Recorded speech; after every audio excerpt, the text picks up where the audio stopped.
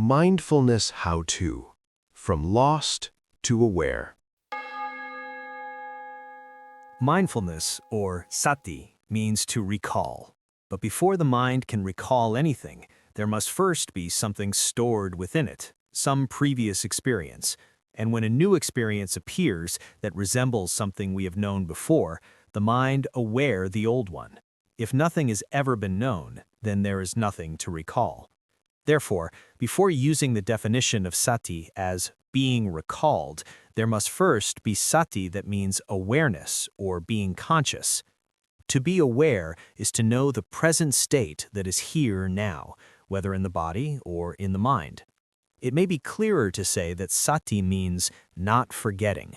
Sati also has the meaning of non-forgetfulness, not forgetting the body, not forgetting the mind.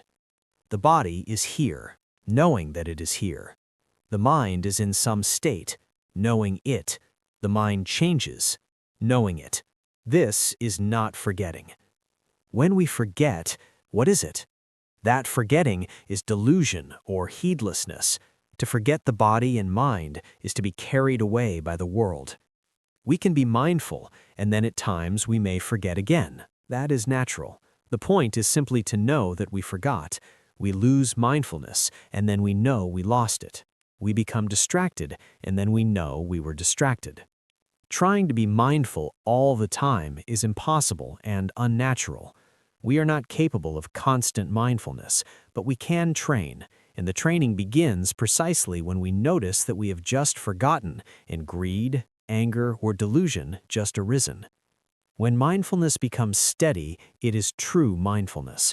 Awareness that does not forget, awareness that can recall past patterns, so when familiar mental states arise, the mind recognizes them on its own. This is right mindfulness, mindfulness that works automatically. We often hear these two words together, Sati, Sampachanya. How are these two different? Sati, or mindfulness, is the capturing of an experience. Sampachanya, or clear comprehension, is the penetrating understanding of it. Sampachanya is essentially wisdom. Mindfulness captures the object. Clear comprehension, or wisdom, examines it and understands it. Together, they allow the mind to recognize and let go. The functioning of Sati and Sampachanya happens only for a very brief moment. Sati is the moment of recognition.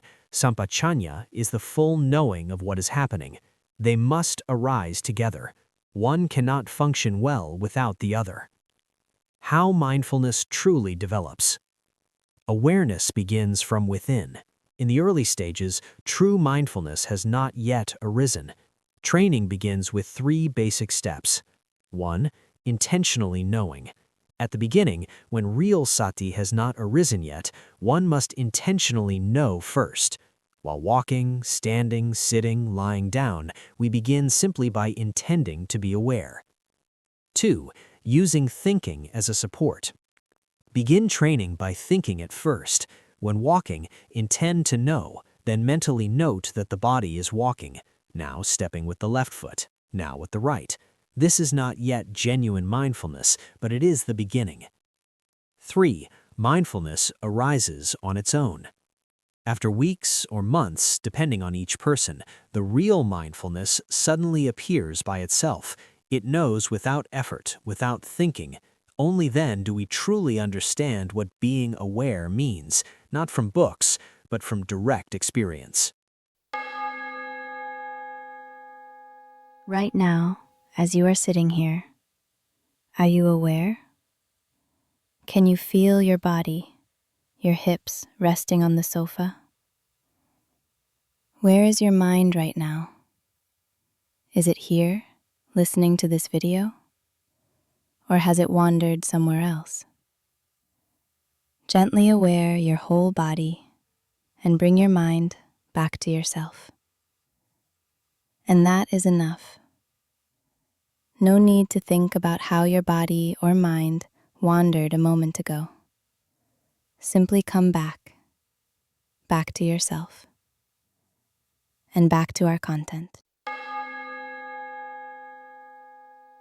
Someone may say, I've always been aware since I was born. I don't lack mindfulness. Yes, that is basic mindfulness, the kind that helps us function in life. But this is not enough. Everyone has this basic mindfulness. If it is absent, the mind flips to unwholesome states. For example, losing mindfulness while angry, then harming others. But if the mind is wholesome, this basic mindfulness restrains wrong actions. But basic mindfulness is not enough to end suffering. Right mindfulness is the mindfulness centered on the four foundations: body, feeling, mind, and Dhamma. In this beginning practice, we will focus only on knowing the body and knowing the mind, because suffering arises right here. When we see where suffering arises, we can discover how to end it. Here are principles of mindful knowing. To truly know the body and mind, we must 1. Know the present moment only. Do not wander into past or future. Thinking interferes with direct knowing. 2. Know things exactly as they are. Do not modify, suppress, or improve what is happening. Let the truth reveal itself. Do not know it as you want it to be. This is mindfulness, knowing the present, knowing reality as it is. People often ask, after knowing, what should I do next?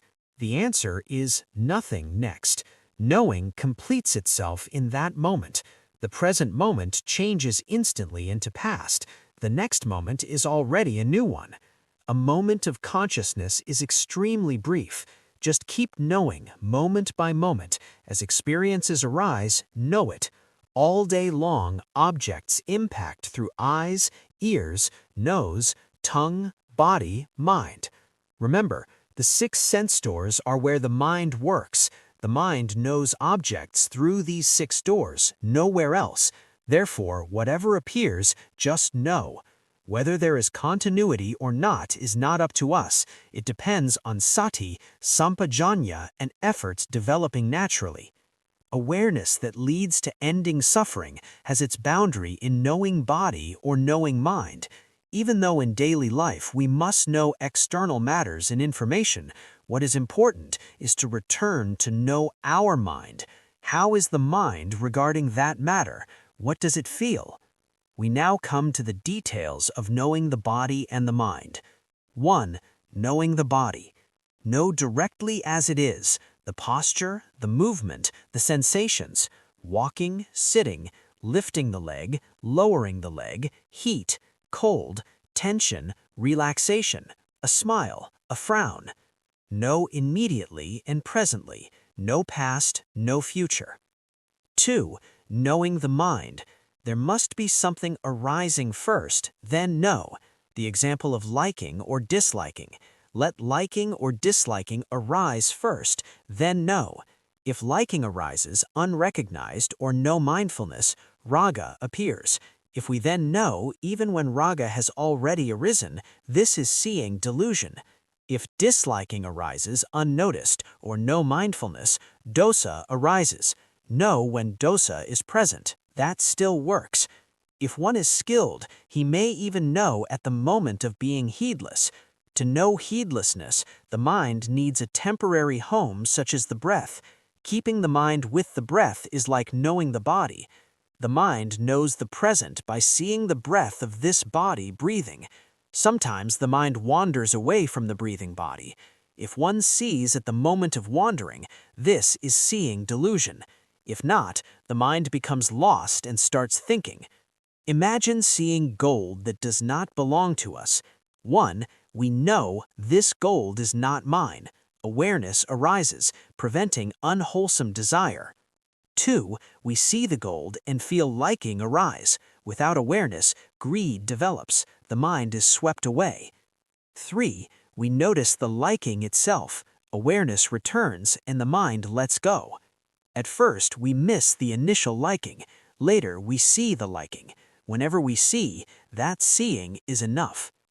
When we see, there is no me. There is only the state itself. Greed, anger, delusion. No person is being anything. When we do not see, we are immersed in the state and become the story. I am angry. I am wronged, he is bad, they are unfair. We put ourselves into the state because there is no mindfulness. This is delusion. This may sound confusing, but if examined, it is simple, because this is what we already experienced but never paid attention to. Again, when disliking arises, know the disliking. This is mindfulness. When complaining mentally or verbally, without seeing the pure phenomenon, it becomes I am complaining. But if one knows, a moment ago I was complaining, that is mindfulness. Defilements that arise often are the best teachers. When we see defilements often, mindfulness develops naturally. People ask, how can I be mindful in daily life? How do we know defilements quickly? The answer lies in the very nature of defilement itself and in how we recognize it consistently. If we are quick to desire, quick to anger, easily irritated, this is not a problem. It is precious material for mindfulness training. Every arising of greed, anger, or delusion is real data for the mind to learn from. We don't need to create conditions, no need to force anger or greed. Life provides everything we need. Natural phenomena in daily life are the true raw material of practice. Mindfulness is the collecting of this data. Every time when defilement arises and we know it, even for a brief moment, just now there was greed, just now there was anger, the mind tightened, the mind pushed away, the mind stores that experience. Seeing repeatedly, the mind builds an inner database. Seeing often, the mind memorizes its pattern. This is why repeated seeing is crucial. It builds the mind's database for future automatic recognition. At first, we must intentionally know. This is deliberate mindfulness. But after enough data is collected, seeing defilements repeatedly, then when a new defilement arises, the mind recollects instantly without intention. This is spontaneous mindfulness, samma sati. This is the sati the Buddha declared leads to liberation. So, how was it for you? Let me briefly summarize the key points we've explored together. 1. Mindfulness means awareness, remembrance, not forgetting the body and mind. 2. We know simply without shaping and know in the present moment. 3. Defilements in daily life are opportunities to learn, not enemies. 4. Every time we know a defilement, we store data, and knowing again and again builds automatic mindfulness. I hope this video helped things feel a little clearer, but the real benefit does not come from listening alone. It comes from your own practice, from noticing and training the mind in each activities in daily life. Please take this as encouragement. I'm practicing too, walking this path right alongside you. These teachings are inspired by Venerable Maha Wichien Chin Nawanso, Wang Hin Monastery, and Venerable Krid Nim Malo, Prasarn Suk Dhamma Garden in Thailand. Thanks for watching the Let Go Place, your gentle pause from the chaos. More Dhamma from respectful Thai monks will come. Please like and subscribe our channel. Drop a comment on how you feel or what you like to know more. See you next time, unless enlightenment gets you first.